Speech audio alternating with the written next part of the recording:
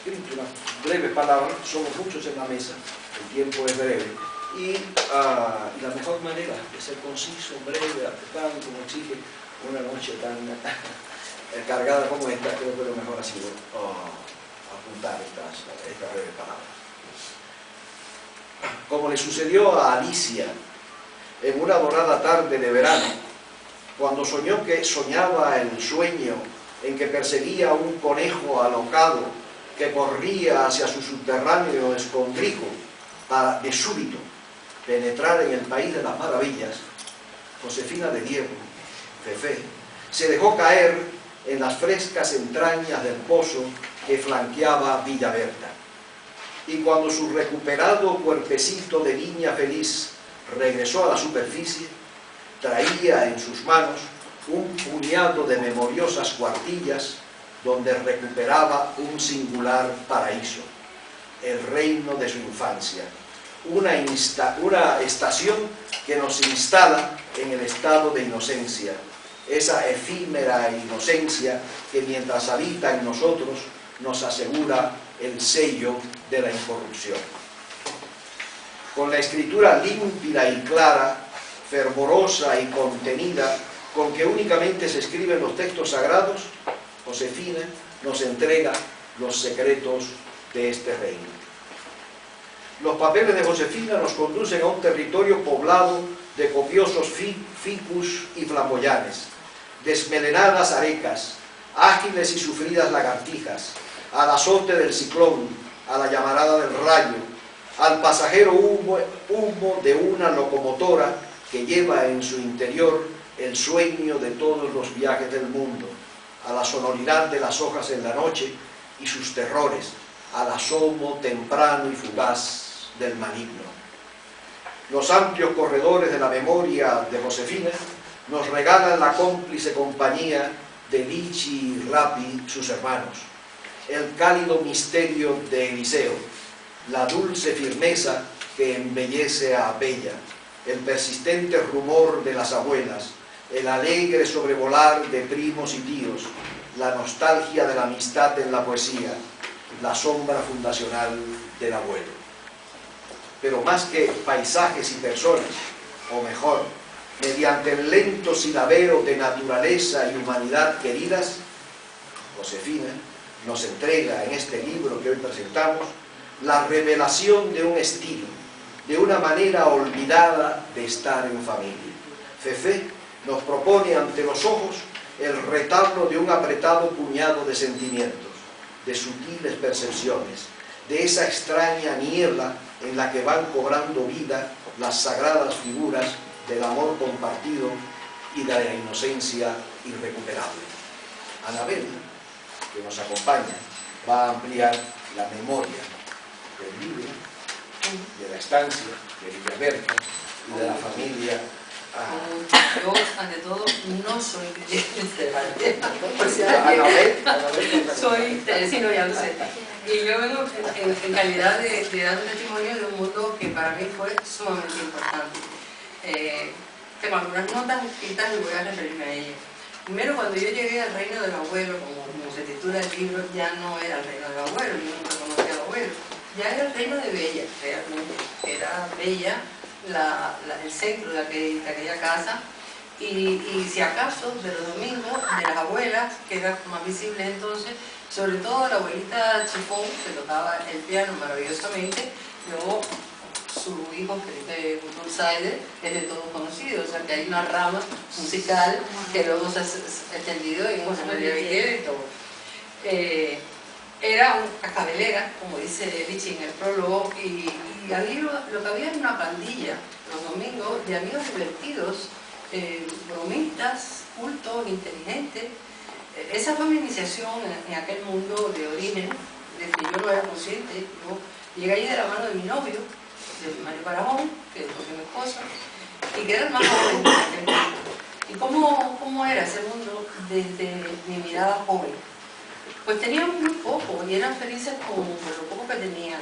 La quinta de Arroyo era el mayor privilegio para todos, me incluyo, el poder reunirnos allí. Pero la casa no era una casa de estas súper terminadita y todo, había a veces talones que sonaban en la madera, crujían.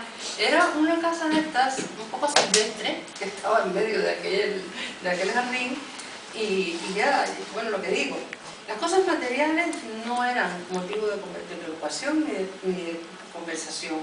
Y tampoco esa conversación era pedante. La cultura se colaba entre las bromas, entre los resquicios de la conversación.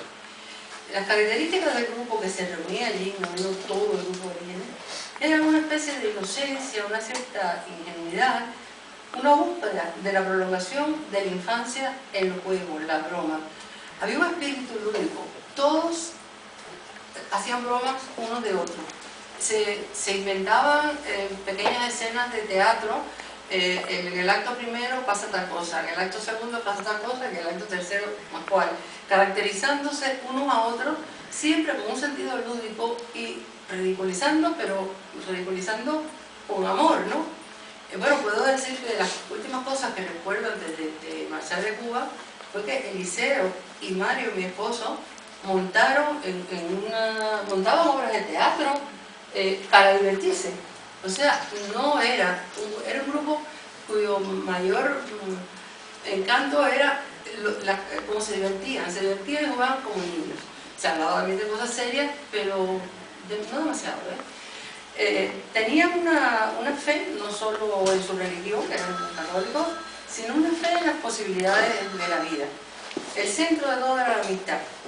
Y se sentían como con una identidad, como grupo, que yo luego me he preguntado si era real, si era falsa, si era una idealización de sí mismo. Porque durante esos años, durante los años que refiero,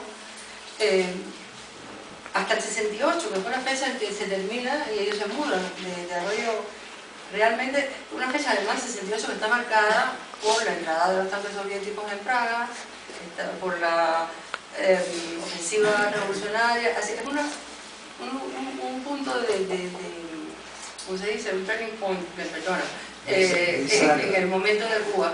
Y sin embargo ese grupo de personas que nos reuníamos allí, hasta ese momento, nos las arreglamos para encontrar, buscar, fabricarnos espacios de felicidad robados al fondo del dolor colectivo que vivíamos. Era un dolor que todos teníamos, todos vivíamos. Pero el desgarrón llegó como un despertar de un sueño. O sea, el momento en que ellos se van de la casa, se mudan, que coincide con todas estas cosas que estoy diciendo, es como la pérdida de un mundo posible, que había sido idealizado por sus mismos integrantes. Ese mundo se les rompió, fue un choque. Comenzó el brusco encuentro con la realidad de cada uno, y cada uno de distintas maneras. Es a partir de ese momento que nace o se manifiesta el Lezama de Paradiso, que, bueno, ya había habido los exilios de Gastón, de Orbón, de Carlos de Luis, de otros miembros del grupo. Es un momento ya que el reclamar se adhiere más a la revolución de una forma mucho más, o sea, que se separa un poco del grupo, y de Lorenzo García Vega, que además se va, pues se crea una distancia enorme. Recuerdo que lo más dulce que decía Roberto, Lorenzo, hablando de mi marido, es que era panglossiano, y es verdad, porque era como que no se daban cuenta, que era gente que vivía por la realidad. Pero el libro de Josefina de Diego se centra en la vida íntima de esa familia, algo poco frecuente en la literatura testimonial cubana, que ha estado más volcada, como es el caso del libro de René Méndez Capó, que es una cubanita que vivió con el siglo, no solo en el relato de su propia vida, sino de las circunstancias que lo rodean. En el libro de Ferrer no hay nada referido a las circunstancias externas, está todo en la vida íntima de una familia, y entonces toca muchas cosas de la vida cotidiana de cualquier familia. Esa tiene ningún contexto y se centra en una descripción en la que, a mi entender, depura cada palabra, cada adjetivo, para quedarse con la esencia de los hechos, de las sensaciones, de la memoria, una memoria muy limpia, muy exenta. Hay peculiaridades como, bueno, momentos que me interesaron, como cuando describe la puerta de entrada de la quinta como dos brazos que se abren, hay una puerta para entrar en los automóviles y una para las personas, pero las personas nunca entramos por la puerta de las personas, entramos por las rejas aquellas que se abrían, y ese es un libro que era porque el abrazo de aquellas rejas podía ser más fuerte que si entrábamos por la puerta pequeña. Luego, hablando de la fábrica, de hacer cartones, el olor seco de la fábrica, que yo lo olía también. Y hay un pasaje que no voy a leer porque no quiero alargar más esto, pero que es muy interesante porque es exactamente en el 13, ella cuenta el quehacer de su madre, cosiendo sus nombres en mosquiteros, arreglando, forrando las libretas del colegio con aquel papel anaranjado que todos conocimos en Cuba en aquella época. Las piñatas, que no eran piñatas encargadas, sino eran de que romper combate. En fin, ese capítulo es un capítulo que para mí tiene un valor como una crónica de costumbres de lo que era una casa normal en esa época. Como si leyera una descripción de mi propia casa. El capítulo sobre el perro Toby a mí me trae reminiscencias de Platero en algunos momentos. Y todo el libro en su conjunto es un espíritu que me remite también, o me trae a textos como el Gran Moldes, en el cual parece que su hermano Nietzsche, cuando leyó las 3 líneas de Nietzsche, que tiene más valor que mi juicio.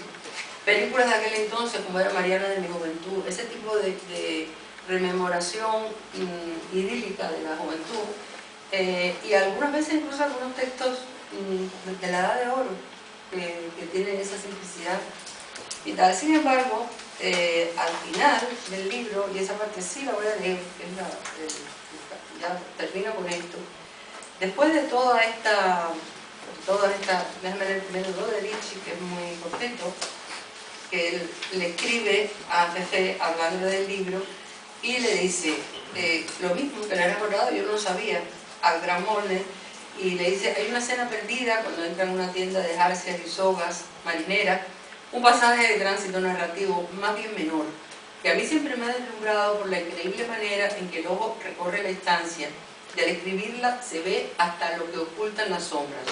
Eso tiene el reino del abuelo, y no solo para un lector cómplice como yo, que me basta con la palabra Toby para oírlo ladrar y verlo mover su cola.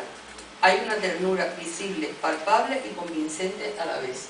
Yo me adhiero a lo que dice Nietzsche. Y lo que le cuento ahora es lo que me impresionó al final, que es en el capítulo, creo que en el 42, al final de todo, que ella habla de cómo jugaban a lo escondido. Jugábamos a lo escondido, las arecas, la curva, el garaje, el murito de ladrillos, eran los lugares más seguros. Jugar de día era divertido, de noche fascinante. El miedo a la oscuridad y el miedo a no ser encontrados se fundían en uno solo. Me gustaba sentir ese miedo, me atraía. A veces quisiera poderme esconder, como entonces, pero siempre te encuentran. Y es ese, ahora, mi miedo. Esa frase a mí me dio un escalofrío en el pinazo y un estremecimiento que creo que todos hemos conocido. Y es ese, ahora, mi miedo. Ya, nada más.